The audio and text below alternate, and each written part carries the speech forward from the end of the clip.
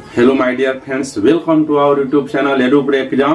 तो चलिए मैं फिर हाजिर हूं और आज बताने जा रहा हूं reserve bank of India RBI के बारे में वो संपूर्ण महत्वपूर्ण जानकारी जिनसे परीक्षा में प्रश्न पूछा जाता है, पूछे जा रहे हैं और पूछे गए हैं। आज इस वीडियो में आरबीआई का पूरा वीडियो यदि देख लिए, नोट्स आप इससे बना लिए तो इससे बाहर किसी परीक्षा में कुछ भी नहीं आएगा।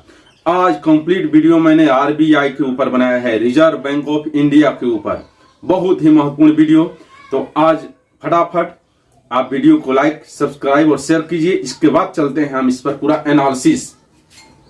सब बच्चे शेयर कीजिए, फटाफट लाइक कीजिए, सब्सक्राइब कीजिए, मुझे बोलना ना पड़े। तब चलिए, लाइक कर दिए सब लोग।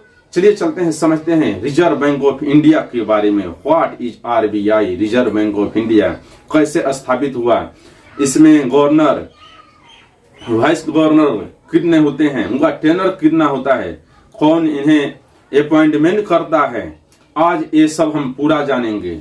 आरंभ से अंत तक, आरंभ से वर्तमान तक, आज तक पूरी डिटेल जानकारी जो परीक्षाओं में पूछी जाती है, पूछी जा रही है और पूछी गई है, इससे बाहर कुछ भी नहीं। तो चलिए समझते हैं आरबीआई के बारे में पूरा। आरबीआई का विस्तृत रूप है reserve bank of India. Reserve bank of India की स्थापना हुई 1 अप्रैल 1935 में आरबीआई एक्ट 1934 के द्वारा। कौन सी समिति ने सिफारिश दिया था आरबीआई की स्थापना के लिए? उस समिति का नाम था हिल्टर यंग समिति। हिल्टर यंग समिति की सिफारिश पर आरबीआई की स्थापना हुई है। आरबीआई की जब स्थापना हुई शुरू में तो 5 करोड़ रुपए की पूंजी से यह बैंक स्थापित हुआ। प्रारंभ में आरबीआई का हेड क्वार्टर, मुख्यालय कलकत्ता में था। हाँ, कलकत्ता में था। 1937 में वहां से हेड क्वार्टर स्थानांतरित हुआ और ये मुंबई आ गया।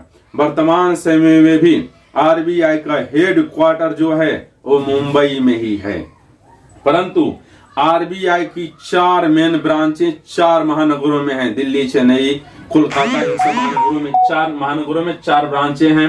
परंतु जो सेंट्रल ऑफिस है वो मुंबई में है, वो है मुंबई में।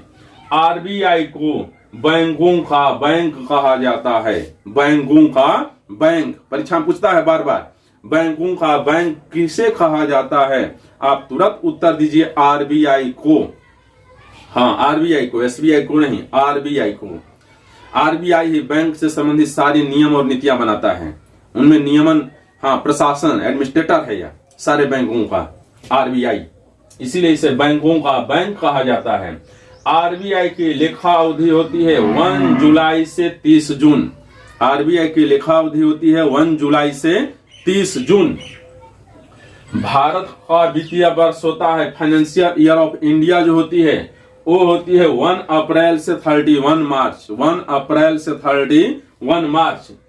मध्य प्रदेश का वित्तीय वर्ष, financial year of Madhya Pradesh, पूरे भारत वर्ष में अन्य राज्यों का वित्तीय वर्ष जो है वो 1 अप्रैल से 31 मार्च ही है। परंतु मध्य प्रदेश ऐसा स्टेट परीक्षा में पूछा था, उसका वित्तीय वर्ष सबसे डिफरेंट है, वो है 1 जनवरी से 31 दिसंबर। ये 2016 से अप्लाई हुआ है मध्य प्रदेश में। अन्य राज्यों में वही है 1 अप्रैल से 31 मार्च। ये बातें ध्यान देनी है। आरबीआई की पहली महिला उप गवर्नर केजे उदेसी बनी थी, सन था 2003, बड़ा इंपोर्टेंट पेपर में आया था। आरबीआई की पहली महिला उप गवर्नर जो थी वो थी केजे उदेसी, सन था 2003। आरबीआई में 1 गवर्नर और 4 डिप्टी गवर्नर होते हैं। 1 गवर्नर और 4 डिप्टी गवर्नर होते हैं। आरबीआई के प्रथम गवर्नर ऑसबॉर्न स्मिथ थे। आरबीआई के वर्तमान गवर्नर शक्तिकांत दास हैं, जो 25वें गवर्नर हैं, और इनका टेनर, कार्यकाल सरकार ने अभी बढ़ाया है, फिर बढ़ा दिया है 3 साल के लिए। तो यह आरबीआई के 25वें गवर्नर हैं। परीक्षा में बड़ा इंपोर्टेंट है, पूछा जाता है। प्रेजेंट गवर्नर ऑफ आरबीआई वो है शक्तिकांत दास। आरबीआई की पूछता है कौन से क्रम पर है, या 25वें नंबर पर है। सरकार ने फिर कार्यकाल अभी बढ़ा दिया है 3 सालों के लिए। हाँ, पूछता है आरबीआई के गवर्नर का कार्यकाल, टेनर कितना होता है? 3 वर्ष का होता है, 3 वर्ष। उससे पहले चाहे तो इस्तीफा दे देते हैं, परंतु जो होता है मेन अवधि, वो टेनर जो होता है वो होता है 3 वर्ष। आरबीआई के गवर्नर की नियुक्ति प्रधानमंत्री करता है, पर ऐसे नहीं, वित्त मंत्री की सलाह पर। मैंने यहां बताया आरबीआई के गवर्नर की नियुक्ति प्रधानमंत्री वित्त मंत्री की सलाह पर करता है। आरबीआई का सिंबल, प्रतीक चिन्ह जो है वह शेर और ताड़ का पेड़ है। आरबीआई का सिंबल, प्रतीक चिन्ह जो है वो है शेर और ताड़ का पेड़।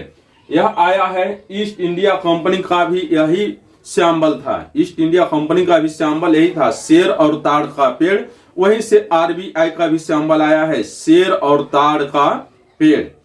चलिए ये समझते हैं, बड़ा है इम्पोर्टेंट। हाँ, बच्चे पूछ रहे थे नेशनलाइजेशन, तो हम बता दे रहे हैं आरबीआई का सर्वप्रथम नेशनलाइजेशन जो हुआ, राष्ट्रीयकरण हुआ था, वो था 1 जनवरी 1949, 1 जनवरी 1949 को राष्ट्रीयकरण हुआ था। उस समय जो गवर्नर थे, ये बड़ा इंपोर्टेंट है, परीक्षा में बार बार पूछा है ये दोनों प्रश्न। आरबीआई का राष्ट्रीयकरण कब हुआ था, तो आप तुरंत बताइए 1 जनवरी 1949 को। उस समय गवर्नर थे CD देशमुख। पूछता है आरबीआई के नेशनलाइजेशन के समय उस समय गवर्नर कौन थे, तो उस समय गवर्नर थे CD देशमुख। बड़ा इंपोर्टेंट है, ये भी प्रश्न बार बार परीक्षा में आया है। पूछता है आरबीआई का एकमात्र गवर्नर जो प्रधानमंत्री भी बने कौन है, तो मनमोहन सिंह। 2 बार प्रधानमंत्री बने हैं, हाँ 2 बार प्रधानमंत्री बने हैं, तो मनमोहन सिंह एकमात्र ऐसे गवर्नर हैं जो प्रधानमंत्री भी बने हैं। परीक्षा में आया हुआ प्रश्न है ये प्रश्न भी, जितना मैं पढ़ाया उससे बाहर कोई नहीं। रेलवे में सीधा सीधा चल रहा है नोट्स में, एनटीपीसी में। 1 रुपए के नोट पर पूछता है किसका हस्ताक्षर होता है, सिग्नेचर। तो जानिए 1 रुपीज के नोट पर वित्त सचिव का हस्ताक्षर होता है, जबकि शेष अन्य नोटों पर आरबीआई के गवर्नर का हस्ताक्षर होता है। 1 रुपए के नोट पर वित्त सचिव का हस्ताक्षर होता है। इसी आप यदि मिलाना हो तो मिलाइए, 1 रुपए का नोट लीजिए और अन्य नोट लीजिए।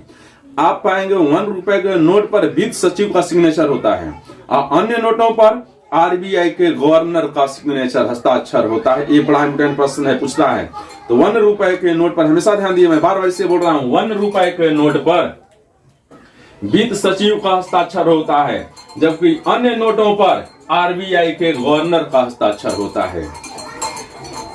जब इंदिरा जी प्राइम मिनिस्टर थी, सन था 1969, 19 जुलाई 1969 को, 19 डेट याद रखिए, मैं बार बोल रहा हूं, 19 जुलाई 1969 पढ़ते समय याद है। 19 जुलाई 1969 को देश के 14 बड़े बैंकों का राष्ट्रीयकरण इंदिरा गांधी ने किया था। बड़ा इंपोर्टेंट प्रश्न है, बार बार परीक्षा में आता है।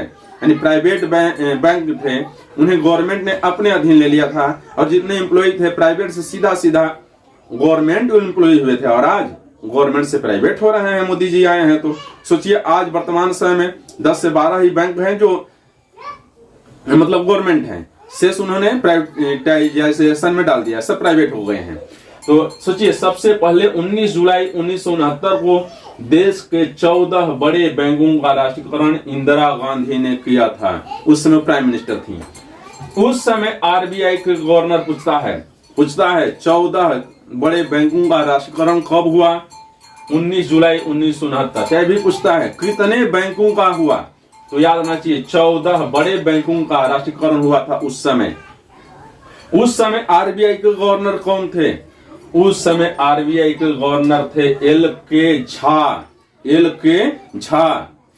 ध्यान दीजिए, जब पहली बार राष्ट्रीयकरण हुआ, आरबीआई का राष्ट्रीयकरण हुआ, उस समय गवर्नर CD देशमुख, और जब बैंकों का राष्ट्रीयकरण हुआ 1969 पर 1969 में, उस समय गवर्नर थे LK झा। याद रखना चाहिए, LK झा। आरबीआई के राष्ट्रीयकरण के समय गवर्नर CD देशमुख। पूछता है परीक्षा में, दोनों में डाउट, ऑप्शन में दोनों देता है और बच्चे फंस जाते हैं। CD देशमुख। हाँ, अभी ध्यान दीजिए, आप पाए हैं जैसे पाउंड का अपना चिन्ह होता है, ऐसे डेल्टा जैसा, डॉलर का, पाउंड का अपना अपना लोगो होता है। हर देश की जो मुद्राएं होती हैं, ज्यादातर देशों की अपनी मुद्राएं हैं और उनका लोगो है, प्रतीक चिन्ह है, सिंबल है। पर हमारी जो रुपया था, इसका कोई लोगो नहीं था। तो एक प्रश्न आया था एनटीपीसी में, पूछा था रुपए का लोगो, प्रतीक, सिंबल किसने बनाया? D उदय कुमार ने। किस सन में बनाया? जुलाई 2010 में। परीक्षा में आया हुआ प्रश्न है, इस बार एनटीपीसी में 3-4 बार आया है, किसी न किसी में आया ही आया है। आरबीआई का लोगो बनाया डी उदय कुमार ने जुलाई 2010 में, यानी सरकार ने भी बोला जो भी लोगो बनाएगा रुपए का लोगो, उसको इनाम दिया जाएगा। तो ये जो है मुंबई आईआईटी के छात्र रहे हैं डी उदय कुमार, इन्होंने ही रुपए का लोगो बनाया जुलाई 2010 में। अब रुपए ऐसे लिखा जाता है, इसमें भारतीय झंडा भी दर्शाता है। तो सर्वप्रथम लोगो बनाया डी उदय कुमार ने, सन याद होना चाहिए, बड़ा इंपोर्टेंट है, जुलाई 2010 में। हाँ, भारत में सिक्कों की ढलाई आरबीआई द्वारा नहीं होता है, ये ध्यान देना है। भारत में सिक्कों की ढलाई वित्त मंत्रालय, फाइनेंस मिनिस्ट्री द्वारा होता है। और सिक्के जिस स्थान पर ढाले जाते हैं उन्हें बोला जाता है टकसाल। हाँ, हरियाणा में है, मध्य प्रदेश देवास में है। तो जान जाइए, भारत में सिक्कों की ढलाई जो होती है वो वित्त मंत्रालय के द्वारा होती है, आरबीआई के द्वारा नहीं होती है। और सिक्कों की ढलाई जिस स्थान पर होती है उसे टकसाल कहते हैं, उसे कहते हैं टकसाल। मैंने इसमें लिखा है, ये मालूम होना चाहिए। तो ये हमेशा ध्यान दिए, नोटों की छपाई आरबीआई के द्वारा, सिक्कों की ढलाई फाइनेंस मिनिस्ट्री के द्वारा, वित्त मंत्रालय के द्वारा होती है, आरबीआई के द्वारा नहीं होती है। ये बात आप जरूर ध्यान दें। मैं बार बार जिसमें मेन पॉइंट है उसे बार बार रिपीटेशन बोल रहा हूं, इससे यही याद हो जाए। आरबीआई के लोगों में बाघ के साथ ताड़ के पेड़ का चित्र है, बाघ है और उसी के साथ ताड़ का पेड़ है। मैंने अभी बताया है, यही जो सिंबल था, लोगो था, वह ईस्ट इंडिया कंपनी का भी था, उसी लोगो से लिया गया है। ईस्ट इंडिया कंपनी के लोगो से ही आरबीआई का लोगो भी लिया गया है। दरअसल आरबीआई की स्थापना भी ब्रिटिश शासनकाल में 1935 ईस्वी में हुई थी। अंडरस्टैंड? हाँ, ये बात है। इसीलिए ईस्ट इंडिया कंपनी का जो लोगो है वही लोगो आरबीआई का भी है, बाघ के साथ ताड़ का पेड़। मैं बार बार रिपीट, मैंने बताया था, आज फिर याद दिला रहा हूं। आरबीआई का कामकाज सीडीबी केंद्रीय निदेशक बोर्ड द्वारा निर्देशित होता है। आरबीआई का कामकाज वित्त मंत्रालय द्वारा निर्देशित नहीं होता है। ध्यान दिए, परीक्षा में वह प्रश्न था, यूपीपीसीएस में पूछा था। आरबीआई का कामकाज केंद्रीय निदेशक बोर्ड के द्वारा निर्देशित होता है, वित्त मंत्रालय के द्वारा नहीं होता है। रुपए की छपाई आरबीआई के द्वारा होती है, पर सिक्कों की ढलाई वित्त मंत्रालय के अधीन होता है, टकसाल में। ये ध्यान देना है। 1 रुपए के नोट पर वित्त सचिव का साइन होता है, अन्य नोटों पर आरबीआई के गवर्नर का साइन होता है। आरबीआई के नेशनलाइजेशन के समय, राष्ट्रीयकरण के समय गवर्नर सीडी देशमुख थे। और बैंकों का जब 1969 में 19 जुलाई 1969 को जब 14 बड़े बैंकों का नेशनलाइजेशन हुआ, राष्ट्रीयकरण हुआ, उस समय गवर्नर एल के झा थे। बड़ा इंपोर्टेंट है, एल के झा थे। आरबीआई का राष्ट्रीयकरण हुआ था 1 जनवरी 1949। स्थापना में पढ़ा है 1 अप्रैल 1935। हिल्टर यंग समिति की सिफारिश के आधार पर आरबीआई की स्थापना हुई थी 1 अप्रैल 1935। उसके 14 साल बाद 1 जनवरी 1949 को आरबीआई का नेशनलाइजेशन हुआ। उस समय गवर्नर थे सीडी देशमुख। बड़ा इंपोर्टेंट है। और जब 14 बड़े बैंकों का राष्ट्रीयकरण हुआ 19 जुलाई 1969 को इंदिरा जी के द्वारा, उस समय आरबीआई के गवर्नर थे एल के झा। एल के झा याद रखना चाहिए। अब वर्तमान समय में आरबीआई गवर्नर बताइए, शक्तिकांत दास। शक्तिकांत दास जो वर्तमान समय में आरबीआई के 25वें गवर्नर हैं। इनका टेनर जो है गवर्नमेंट ने फिर 3 साल के लिए बढ़ा दिया है। 3 साल के लिए थे, अब इनका टेनर फिर 3 साल के लिए बढ़ा दिया गया है।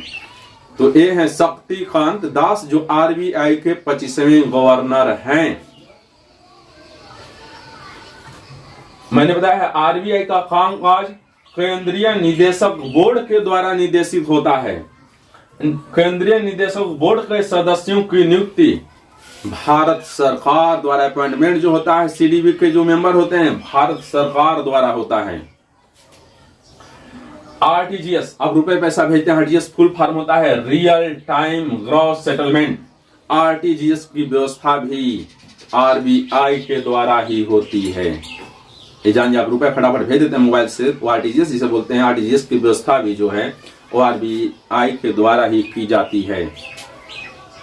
नोटबंदी बड़ा फेमस हुआ था, मोदी जी रात दिन में सपना देखे और फिर आए रात में बोल दिए आज से सारे नोट 500 रुपए के सारे नोट बंद किए जाते हैं। नोटबंदी वो दिन याद है, परीक्षा पूछा था 8 नवंबर 2016 को नोटबंदी हुई थी। उसमें पूछा था उस समय गवर्नर कौन थे, किसी सीट में पूछा था नोटबंदी कब हुई थी, 8 नवंबर 2016, और उस समय गवर्नर कौन थे आरबीआई के, याद रखना चाहिए, बड़ा इंपोर्टेंट है, उर्जित पटेल। उस समय गवर्नर थे उर्जित पटेल, पूछा है पेपर में।